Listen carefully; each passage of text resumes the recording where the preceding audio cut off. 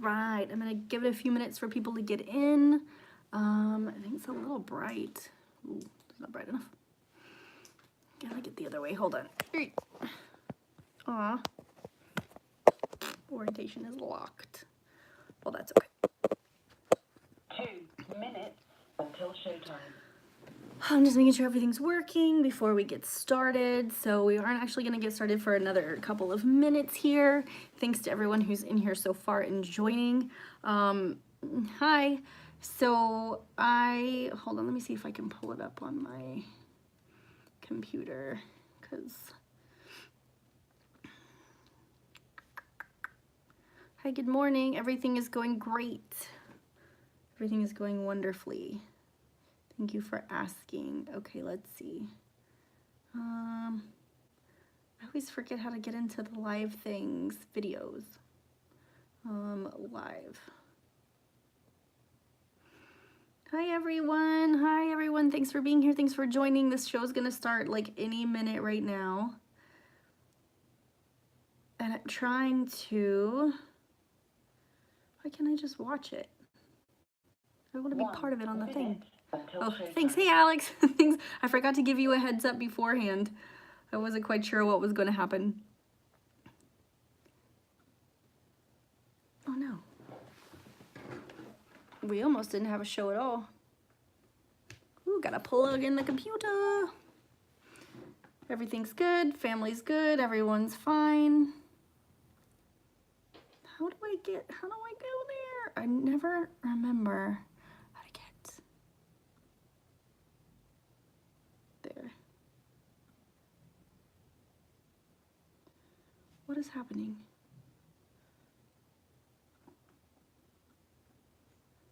Why can't I get to the studio? I think we had a crash and burn, everyone. Oh no. Your show will go live Oh no, we in didn't. 5 seconds. Just kidding. 4, 3, 2, 1. Love Talk Radio. It's time for Ashley on Air. The topics may change, but one thing's safe to say. You're going to have a damn good time. Ladies and gentlemen, give it up for the sexiest woman on the airwaves. The one, the only, your host, Ashley.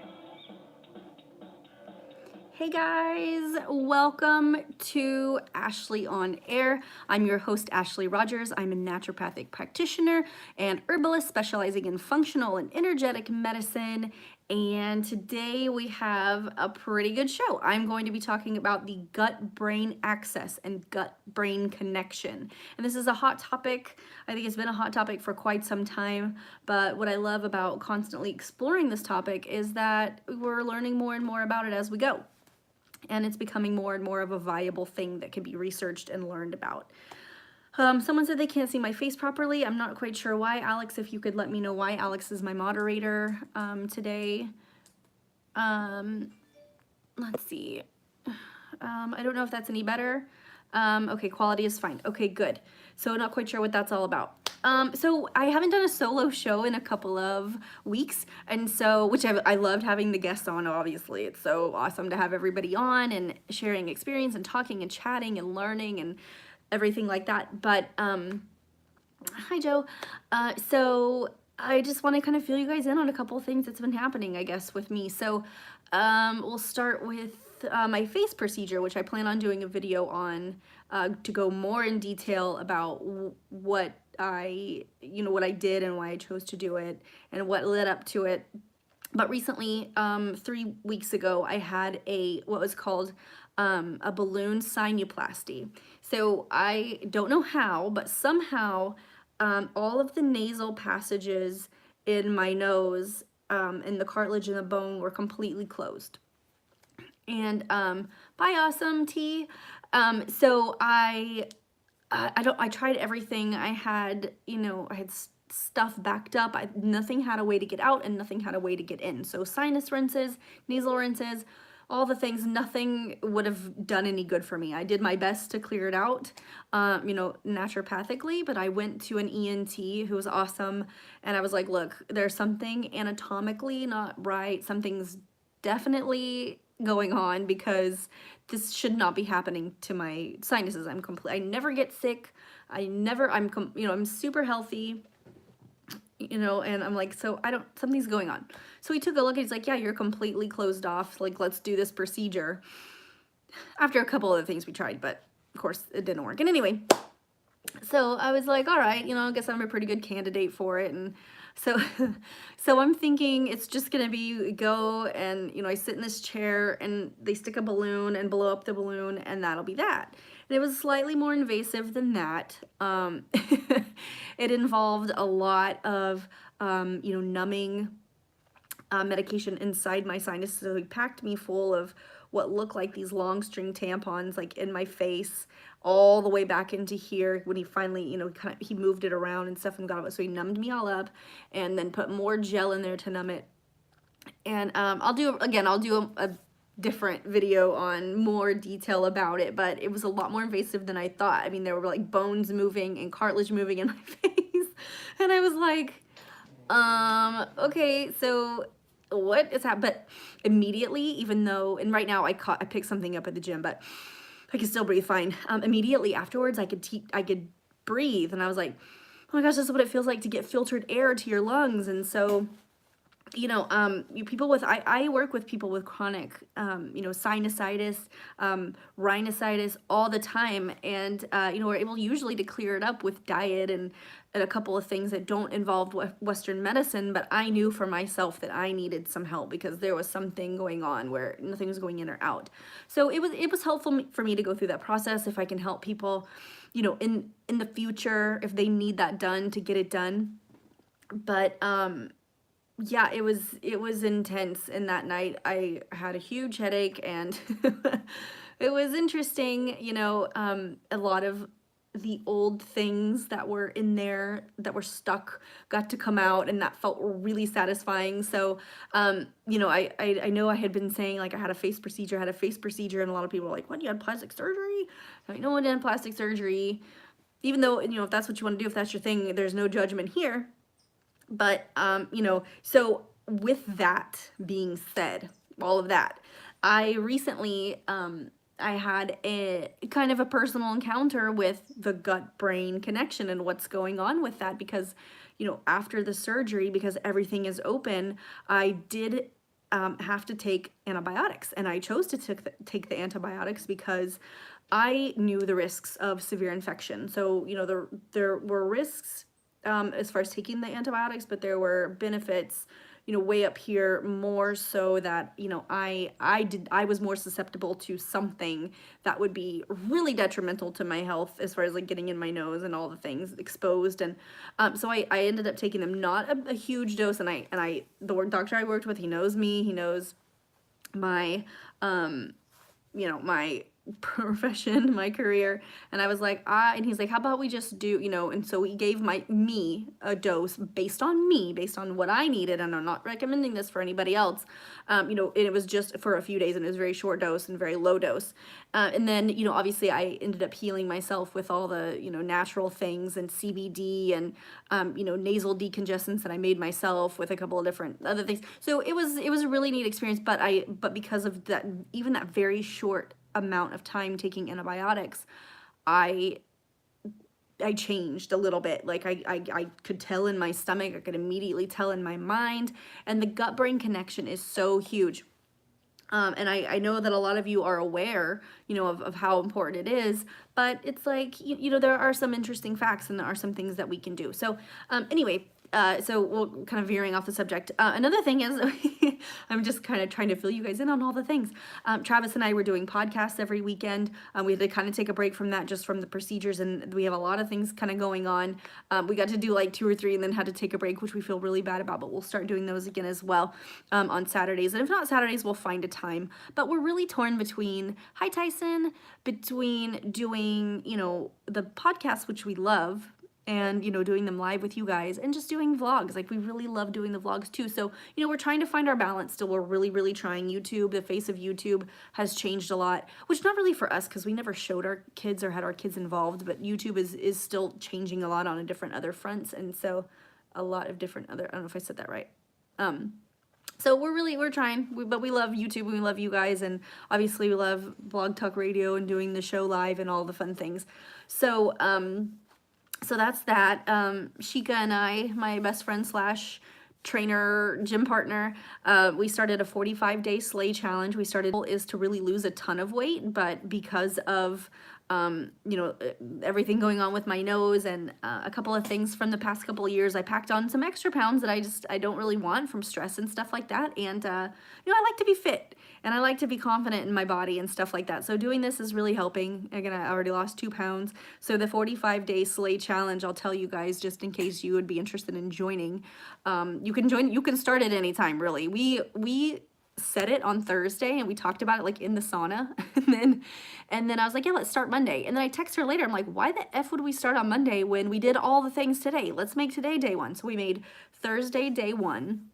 So it's 45 days of working out every day. So you have your regular workout. It could just be like 3 sets of different, you know, things. Okay, so 3 different sets of things with like 30 seconds each, but you repeat that 3 times. So that's usually our workout. And then we go do 45 minutes of cardio. 45 minutes is a lot, but it's a 45-day challenge. This is not forever. So remember, a challenge, the point of a challenge is to push yourself, right?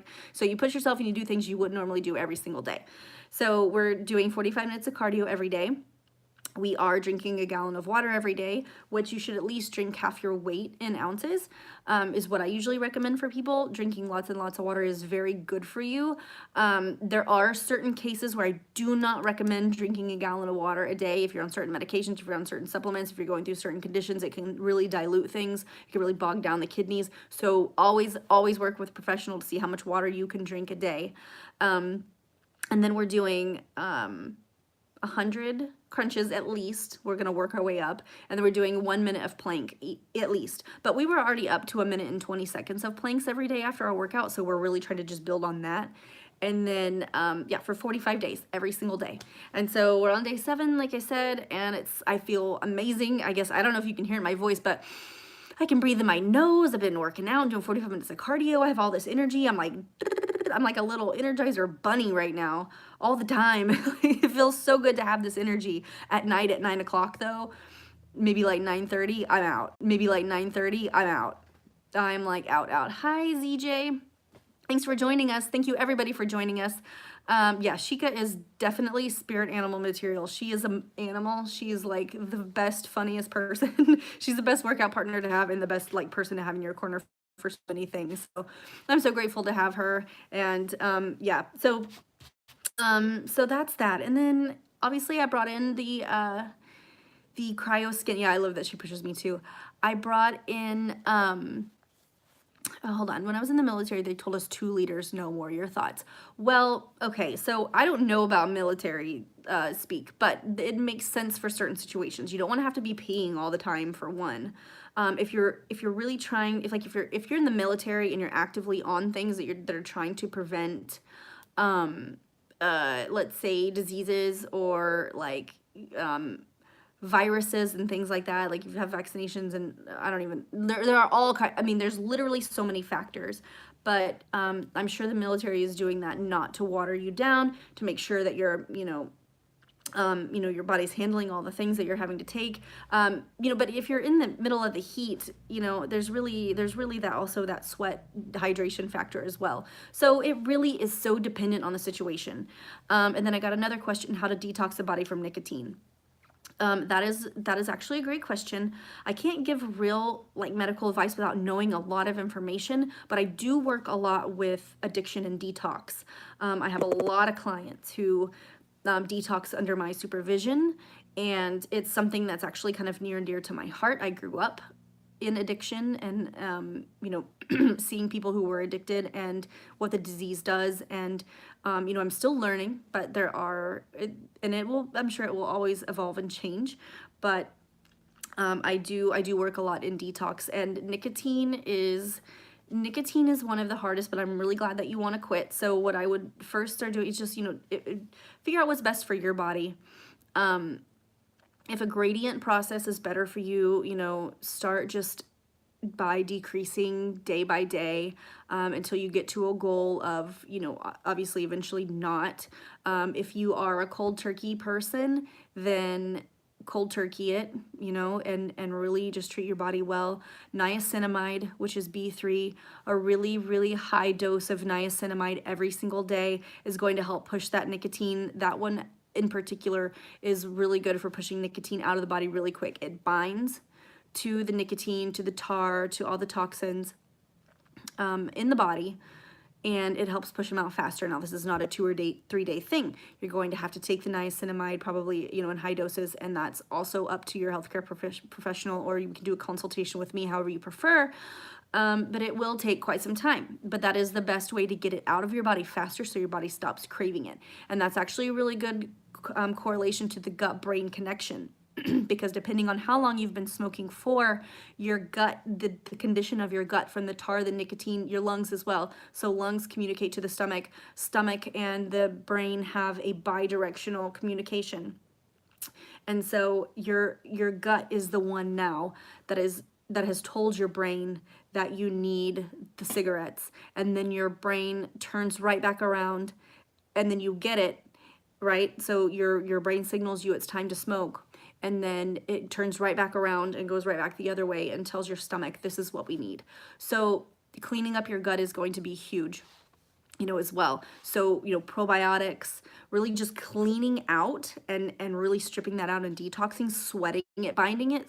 So what we want to do is kind of not kill, because we're not working like on a parasitic basis, but you want to bind all the toxins that are currently making you crave it, and then you want to sweat it out. You want to get it out as much as possible. So that would be a situation where you could drink a ton of water, sweat a bunch, get some really good sleep, and that should help you with the cravings. But as far as anything else that would go into any deeper than that, I would need more details, but good luck.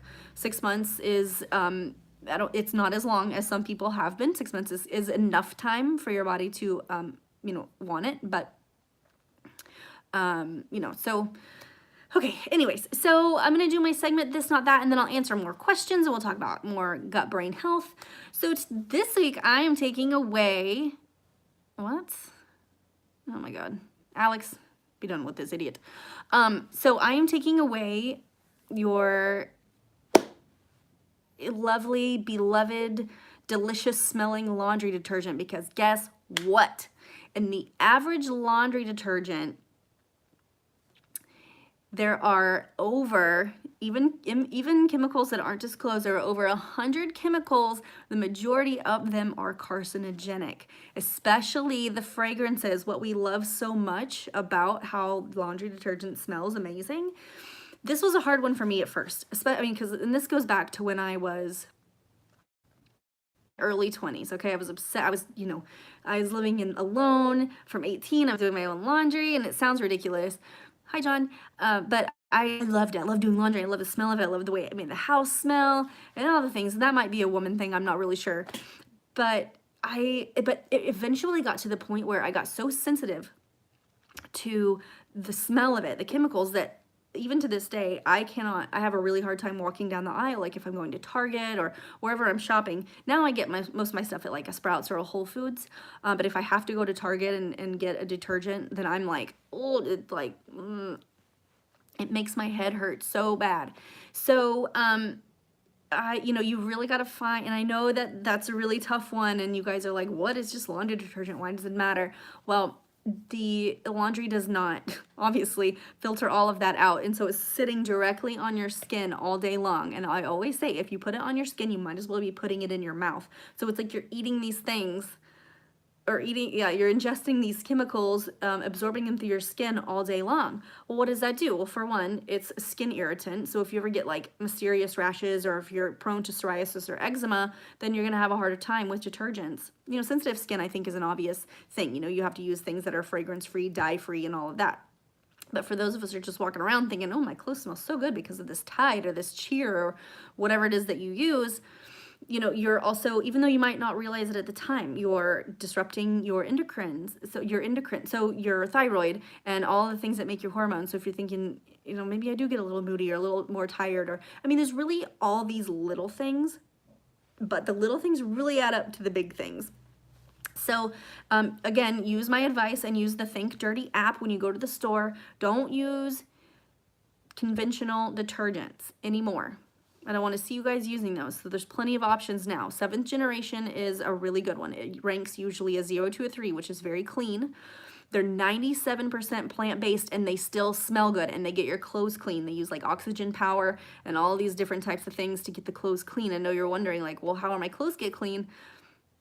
Your clothes are going to get clean with the power of the plants and the soap if they use Castile or whatever it is that they use. You also have options of using essential oils.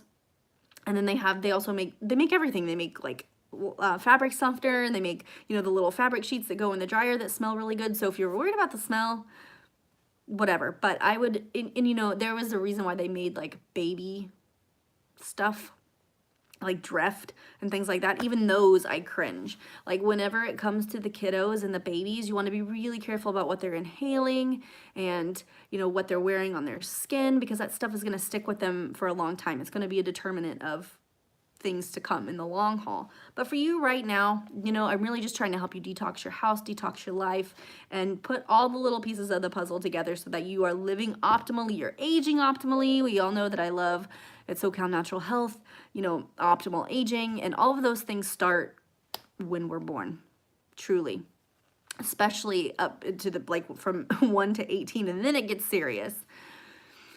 Okay, so one person asked me if I watched the Battle of Winterfell. I did watch it. So good, of course. I love Game of Thrones. It's my favorite.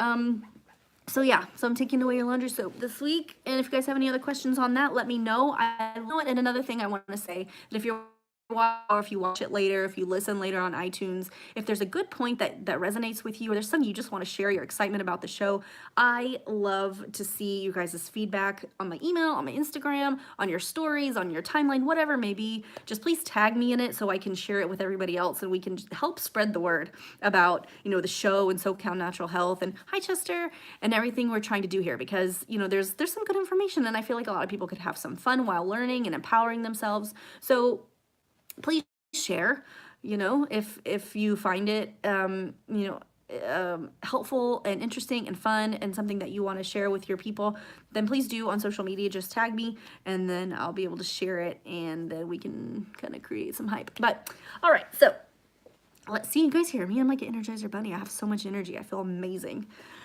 All right, so gut-brain connection. Oops, I just knocked over my husband's Nerf gun. I can't go any lower. Okay, so what is the gut-brain connection? A lot of, and again, a lot of people know, you know, what goes on in our stomachs is a direct reflection of our mood sometimes. And this has a lot to do with a lot of different things, you know, deficiencies, and, you know, we'll get into where it starts and all of that. But basically, it's interactions between your microbiome. And if you don't know what your microbiome is, that is the environment in your stomach. There are billions and billions and you can't even count organisms that live in your stomach. Some are bad, some are good. You need both bad and good to live in homeostasis, to live in balance. So you do want bad bacteria and you do want good bacteria. When that gets out of balance and overgrown with too much bad bacteria, or even if you don't have enough bad bacteria, because they do serve a very specific purpose in there, then, you know, that becomes an imbalance, and we'll get to why later. Those microorganisms have the ability to speak directly to your enteric central nervous system. So, or your enteric and your central nervous system. So think, you know, your hippocampus, your hypothalamus, it has the ability to speak to those things directly. Well, those two parts of the brain are linked to mood, you know, other mental dysfunctions, and several other items as well. So that has a direct, you know, reflection of, you know, intestinal function by the way someone's mood is or their mental state. So, I lost what I was going to think. So anyway, so dysbiosis of the stomach has been directly linked to brain disorders such as autism and anxiety and depression. And those are the two biggest ones. There are a lot. We could cover a lot, but I don't really have time in the amount of this show. So I will just say that if you yourself or you have children or you know somebody who does or whatever, someone in your family, I would suggest getting the GAPS diet book. And it is, the GAPS diet is the gut, oh, I can't even, it is, oh, I forgot. Oh, I can't even think of, anyway, it's called GAPS, GAPS diet. I forgot, I was trying to think of who wrote it, but it was one of the books that I read in school that kind of changed the way that I felt about the gut-brain connection, and has been scientifically linked to ADHD, again, depression, anxiety, seizures, and all different kinds of things. And what we're finding in, let's just say autism, for instance. So they have been doing MRIs of,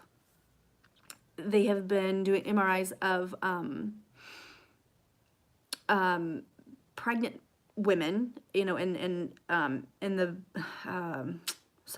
the baby in the womb. And they're finding that there are parts of the brain that would be affected by autism. It does start in the womb. So there are theories that, you know, of it coming, you know, later after a couple of things form, or maybe they're exposed to vaccines and environmental toxins, which, yes, that does accentuate it, or maybe sort of, I don't want to say activate it, but there is a certain, shape to this part of the brain that will be affected by that. Now, with that being said, we go back to mitochondrial health of the mother and the mother's mother. So in functional medicine, we have always gone back to grandma, usually, you know, mostly obviously on mom's side. So we go back to there and we link, like, how was her stomach? What was her conditions? What did she eat? What was her diet? How did she pass if she's passed? All different kinds of factors. And we're learning that that is directly linked to the child, boy or girl, from the grandmother. So it does start, the health does start of the stomach, of mental health and everything. So for instance, for me right now, my health is going to have a direct effect on my daughters and my son's children. Maybe more so my daughters, because we're finding it is more of a maternal thing. But my son's as well. Because when he was in my belly, that's when all of his stuff formed and whatever. So anyway, we'll get there. So I had said that it is a bi-directional communication. So, you know, autism, again, we're finding what we can, in autism and even anxiety and depression from a young age, not necessarily the texture of the intestinal wall, but there are what we call villi that live in, and they're like this. So here's the intestinal wall, and here's the villi. And this is their communication, their signaling to the brain. They are responsible for filtering the stomach. So in a normal person, their villi is, you know, is somewhat, you know, relatively easy for things to pass through. Okay, they're pretty wide, and they filter things pretty normally, and then things pass through. So essentially things are, you know, moving through. If it's food, it should be good foods, but if, you know, even if it's bad foods, if there's bacteria or anything else, the bacteria will get stuck in here until the villi know what to do with it, and then it can dispose of it properly. But someone with, let's say, autism or any other mental disorders, or even when someone forms severe anxiety or depression a little bit later in life, we're finding that their villi is almost double in length and thicker. So you can imagine that nothing is really able to, you know, to move through, and that villi is not able to filter correctly because it's just, it's, you know, it's a little abnormal, right? It's a little bit bigger. So, you know, not speaking on autism anymore, because that's something kind of all to itself, but we are seeing every single child that's been tested, the intestinal lining is, you know, is that way. The villi are bigger, even if it's just in one spot of the intestine. Then, you know, that it's every single person they've tested so far has had that. But going forward later in life, we're also finding that it's almost the same thing. And so it's with environmental toxins, it's with the diet, it's not getting enough sun, not having enough vitamin D, which is a precursor to several different functionalities in the body. And obviously we get that from the sun, but if we can't get the sun, we're going to need to be supplementing with that as well. And then, and with that bad environment, with that, microbiome being in dysbiosis, so now it's not in balance anymore, then we're not absorbing the nutrients that we need from our food. So it really is not going to matter at that point. You could take all the probiotics that you want, you could eat as well as you want, but when it gets to a certain point, the gut-brain axis just says, you know what, at this point, just keep giving us the bad food because that's what we need. That's what we're surviving on. That's what we need. So it's like the battle is finding out, how, what your root cause is, and essentially fixing it, with supplementation, but there's a lot of different things as well. But not everybody is going to have dysbiosis for the same reasons. So that's why it's so important to kind of know this information and be able to say, hey, to your healthcare professional or whatever you choose, like I've been exposed to, A, B, C, and D, and I think that I could have some gut issues. But gut issues is like the hugest topic right now, and it's literally linked to everything. Everything. When someone comes in, and it's very rare that I don't look at their stomach first, where they're like, oh, I'm super tired all the time, and, I'm very young, let's say 30, and I don't know what's going on with me, and we're always looking at the stomach, always. Parasites, overgrowth of candida, mycotoxins, which is your exposure to mold. The exposure to mold have these little, obviously teeny tiny little spores. You inhale them. If you eat them, and foods have mold, like corn and barley and a few others are super high in mold content, even though you might not realize it. And especially corn. Like if you can stay away from corn, please stay away from corn. But and you eat that, and eventually it's going to reshape your intestinal lining. It's going to completely change the environment of your stomach. And if you think that the environment of your stomach has nothing to do with brain, there is a doc named Doc Amen. It's DOC_A, like Amen, like you're going to church, AMEN.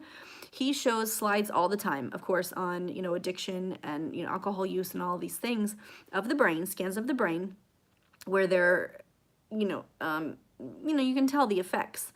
But he also does a lot of research on, what type of bacteria had to have formed in the gut to have made it past that barrier to also kind of, I don't want to say deform the brain, but to affect the brain negatively. So I love following him and his stuff because he's really big on the gut-brain connection and knowing like the difference between a mental illness and, what just needs to be balanced in the body. And then the stomach eventually in turn affects other organs. So now we're looking at the liver, now we're looking at the stomach and the pancreas. And believe it or not, a lot of the time when someone comes to me, I don't know about other practitioners, but if I do like a mood assessment, and if so many things, like there's like a point system, and if so many things rank up under, one column, then I'll know which digestive organ is out of balance, and so forth and so forth. So for instance, for someone who has really bad mood swings, who is very irritable, but they don't know like exactly what, just for no reason, like, oh, the dog is breathing too loud and it's super irritable, or, short-tempered with their kids, don't have a lot of energy, to hang out with their kids anymore, which there are several factors I'm speaking directly on right now, gut health. But, just snapping when wouldn't normally snap, I use several different things, like fidgeting, and like I fidget, but fidgeting in a different sense, constantly having to be moving and touching and making noise. All of these types of things in this one category is linked to liver stagnation and something bogging down the liver. That could be parasites, that could be mold, that could be several different things. But the good thing about it is that we get to the root cause and figure out why. But that does tell me that if you're irritable like that, your liver is hot, your liver is inflamed. There are several, Alan asked a great question, and I will get to this a little bit later, but I'll touch on it now. There are tests. There are very specific tests, and your healthcare professional better know what they're looking for, because it's going to go beyond CMP, what's going on in your blood. It's going to go beyond, CBC, and, it's going to go beyond a lot of things, but a couple of those things put together with some other things, it really, really can shine a light on, how your stomach is going. The best way, and again, we'll get to it later, would be a fecal sample. And I know that sounds a little bit much, but it's seriously, from the blood, yes, we'll get like antibodies from parasites or mold or candida. But if we can take a fecal sample, then we can test several different organisms within the body, the good and the bad. And then, we can really get a good idea from there. And there's really good options, easy ones. They're sent to your house. You have to have a healthcare professional like myself order it and send it to you. But it's seriously, it's really easy, and it's like, anyway. So I'll touch on that in just a little bit later, because there are some specific things to look for, certain protozoa, certain things like that. So let me see. I have some notes over here. All right, so the bidirectional network, just to let you guys know, it does not just include the brain. I mean, there are certain parts of the brain, obviously, that are more susceptible to these communication signals, but it includes the central nervous system. It includes the brain and the spinal cord. So have you ever, so one of my receptors was a chiropractor, and I loved working with him because I learned so much about how the spine is connected to every single organ in the body. And my favorite thing was, because what I do, was learning about how, parts of the spinal cord and the spine get subluxation because of what's going on internally and in the stomach in particular. And I helped him for a while. I did my own thing in SoCal in the office. Then I helped him also for a while with his patients and his overflow. And there were so many people that had the middle back issues, the mid back, and they were really hard to get to. And we were finding that once they were able to, with the, obviously the release of the spine, but fixing their stomach as well with some probiotics and some other things depending on what they needed, they were really able to release that pain. And I myself, knowing that, I had a little bit of pain, in this certain area of my back, and I'm like, oh, that kind of signals me to know that there's something going on, with my stomach, like from stomach to gallbladder, and I had some blockages and things like that. So it's just very interesting to know that, the spinal cord is directly infected, and then also that in turn kind of gets your vertebrae involved. So the body is all connected. It is the autonomic nervous system. So that's your fight or flight response. So that is basically how your body responds to stress. That is, are you going to take this head on, or are you going to run from it? It is literally how your body sets up mentally to either fight or fly.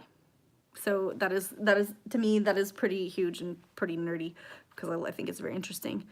And then the pituitary HPA axis, which I think is quite obvious, but the pituitary gland, so we know, I talk about the three, hold on a second, my yoga instructor, incredibly insightful. Oh, thank you so much, Alan. That's very sweet. I'm so glad you're here, and thank your yoga instructor for me. That's so cool. I love hearing that. So grateful for you guys. Namaste.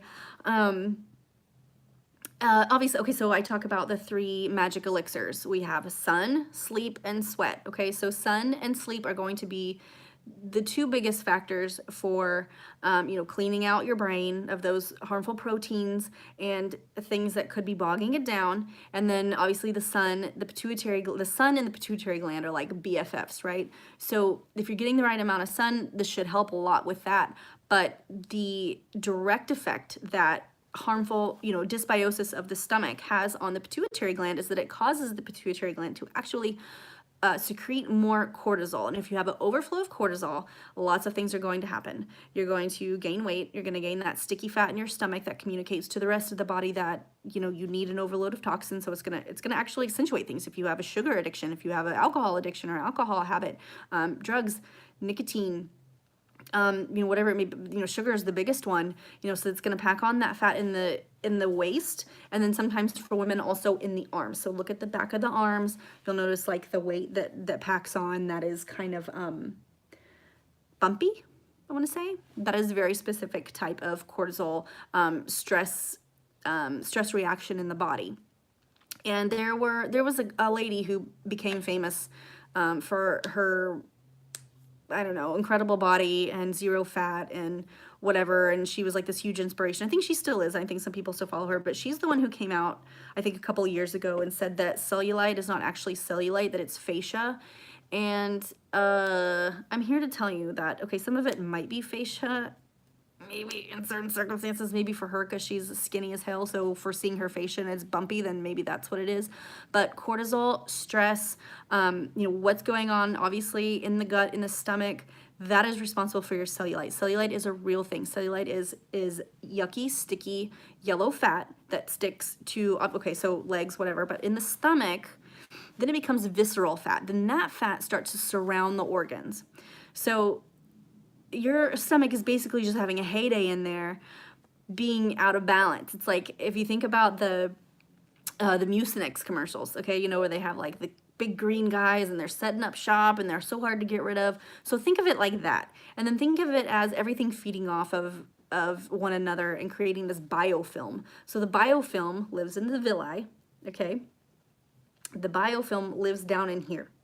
And if you don't have anything to go in and physically scrub that out, like good foods, fiber, herbs, certain supplements, sometimes you even need pharmaceuticals. It gets that bad. If you got parasites down in here, if you got your candida down in here, if you've got other, you know, protozoa and eggs and all the things down in here, their byproducts, eggs, feces, yeah, they mate in there, they poop in there. It does that. It happens. It's gross. It lives down in here, okay? So you think you've got these think of the Mucinex commercial, okay? And you've got all that living like in towers and cities in your villi. So your gut your gut health is so important. So important.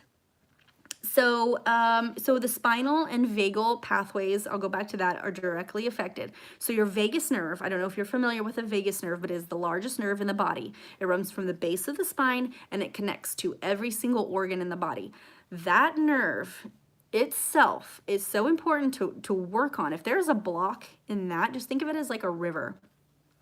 If your river is not flowing correctly, then, you know, you're going to have dams build up, right? You're going to have RAP build up because it's not filtering right. Think about, you know, these rivers and they've got dams built because the beavers build them or whatever. They like to catch that stuff. They like to live in that muck, right? So this is basically your body's beavers building dams. You don't want that. You want smooth flow in your river, in your life flow of energy. You want that. If you've got those blocks, it's going to be hard to heal from almost anything at all. And I do a lot of work when I work with biofeedback and quantum biophysics and quantum medicine, which is what I'm getting my doctorate in.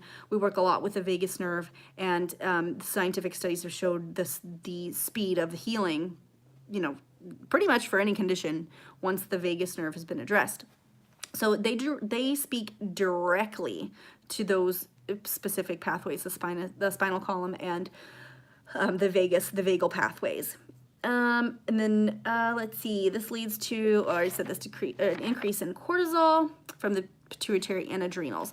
So we're also finding that the adrenal glands, there's something called adrenal fatigue. It is really actually not adrenal fatigue. It's the HPA axis, and it's directly related to what is going on in your stomach, what your stomach has to filter, what your kidneys have to filter. In turn, you know, obviously your adrenal glands, I don't know if you know this, but they sit right on top of the kidneys and they are communicating all the things. So if you feel like you're burning out and you just, you know, have no idea why you're so tired all the time, it could be because of adrenal fatigue, but most likely that has been coming from something that's been going on in the stomach for a really long time that's been unrecognized or unaddressed. Hold on a second, I have to do something here. I'm gonna extend the show because I'm not done. All right, so someone asked earlier about tests, and then I believe they said that I don't answer. I'm sorry, I was on a tangent. So obviously the foods that you eat are very important. You want to eat as much fiber as possible.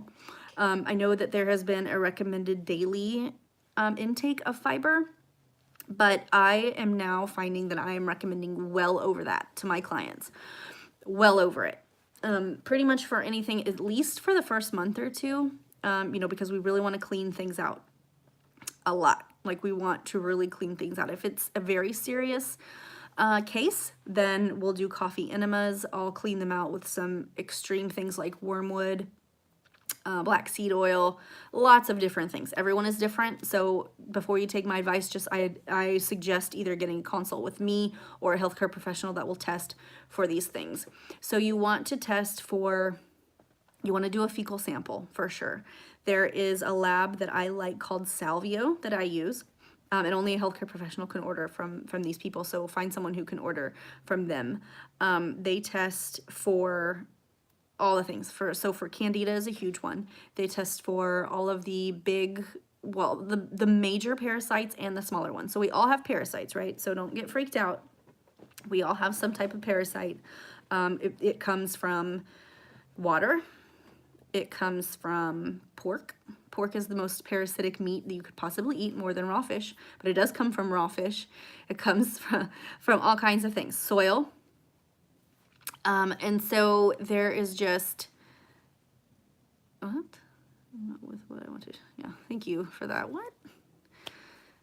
Anyway, and so, you know, it tests for all those different types of species, and it's more than just, you know, there's bacteria, there's all different kinds. So I think it's a little bit too much to go into, but if you have an overgrowth of Candida, let's just say that one. It's a huge one. Everybody has Candida for a certain reason, okay? And I won't get into why, because it's kind of dark. But our bodies have Candida Candida decomposes things. Let's just say that. So if Candida also really loves sugar and processed starches. So if you're eating too much sugar, you get exposed to a little bit of Candida, you already have it in your body. So this is one of the things in particular, it's that organic acid inside the body. So you don't even have to be exposed to it from anything. You have it already. And if you feed it with a lot of sugar, a lot of bread, pastas, processed shit like that, cakes, candy, if you have a sweet tooth, it's more than likely because of Candida. But you're feeding that, and it's just keep going on and on. Yes, it's real life. Joe, I'll answer that question in just a second about the niacin. So you're perpetuating that, you're overgrowing the Candida, okay? So if you think about it, if Candida is purpose, Candida albicans, there's all different kinds of strains of Candida. I'm talking about albicans and a few more that are more prominent. If you think that Candida's main function in the body as a bacteria is to decompose things, what do you think is going on inside of your stomach? Your stomach is essentially eating away at your body and telling your body that you need sugar in order to do that. That causes leaky gut. So and a byproduct of Candida is another type of alcohol sugar. So, and it's kind of rare, but I'm seeing it more and more. Alcohol sugar in the stomach can make a person feel tired all the time. You think about it, you're kind of exposed to a steady stream of alcohol at all times in your body, even though it's an organic alcohol. I guess most alcohol is. You're being exposed to that, you know, constantly. So people are really tired, brain fog, headaches, can't sleep, can't wake up. I mean, Candida causes so many different issues. So it also, again, it has byproducts. So you want to look for those byproducts as well. It's so much more than just looking at if you go to your doctor and you say, okay, Ashley Rogers, this naturopath, said that I need to check for Candida. They're going to either do a Candida IgG, IgE, or IgA. You can do all three of those. Most doctors will only do one, but you need more than that. You need the fecal sample. You need to see how much sugar, how much of the byproduct, how much of the die-off is coming out, if at all. And all of those have very specific, you know, names, and they're not always the same on every test. That's why it's a little bit hard for me to explain. But aside from just like the fecal sample, you can do blood work that will test for antibodies in the bloodstream. So antibodies for, thank you, Alex, antibodies for Candida, antibodies for parasites, antibodies for even mycotoxins. Mycotoxins can tell you what kind of environmental stress, environmental things you've been taking in, you're breathing in chemicals, spores, mold, allergens, things like that. So your blood will have the antibodies for that. So you want to get that as well. So it's good to get a fecal, an antibody, and then you want to do a good inflammation workup. Because if your stomach is Thank you. Thank you. So, oh my gosh, distraction. So you want to see leaky gut, okay? If you have leaky gut and all of these things, undigested foods, other bacterias from the intestines, all of these things are running now into the bloodstream. So you want to get a good look at inflammation, fecal matter, blood test antibodies, certain antibodies, and probably pretty good workup of your CBC level, because it'll give you a good idea of how your monocytes, your white blood cells, and your red blood cells are reacting. And it will also tell you if your body has gone into having an autoimmune reaction. So autoimmune, as well as the mental aspect of things, are something that we see really big in people with gut dysbiosis. So it starts there, and it starts to affect you mentally, and then it starts to kind of drive the way that your habits are, then your eating, your addictions, your whatever it might be. It can act as like a car to drive those things, and it can drive you right into more serious things. It can drive you right into autoimmune. It can drive you right into more serious diseases. We're seeing more cancers and things like that related to overgrowth of things in the stomach. So you want to be very careful. You want to be cognizant of these things. And I hope that I don't tell you that when I tell you these things, it's not to scare you at all. I want you guys to have the good information. I want you to want to be proactive in these things. And as far as the question about the niacin or niacinamide, you have to be very careful. Like, do not go to CVS or Rite Aid, or I would say don't even go to Whole Foods or Sprouts. I have a dispensary where it's professional grade products, and everything comes directly from doctors and clinically created things, because the niacinamide itself alone is very powerful, but there's a couple of other ingredients that you're going to need for your body to convert to have the byproduct, what I'm looking for, kind of like the catalysts that help convert the ingredients in each thing. So I like a couple of different companies for the niacinamide. So if you want, I have a dispensary and I have a discount on some things. I can put you in my dispensary, and then it'll just be shipped directly to you. So just message me after this. Either email me at ashley@socalnaturalhealth.com, or find me on Instagram and message me there, and I'm happy to find you some niacinamide that's the correct dosage, and get it from a dispensary, so you're not just getting some shit supplement that has all these fillers and it's really not going to do what it's supposed to do anyways. If you're really serious about quitting and about detoxing and getting healthy, then message me, and I would love to help you in any way that I can. Okay, any other questions? Let me wrap up with more questions. So the testing is important. There are supplements, there are herbs. What I love the most about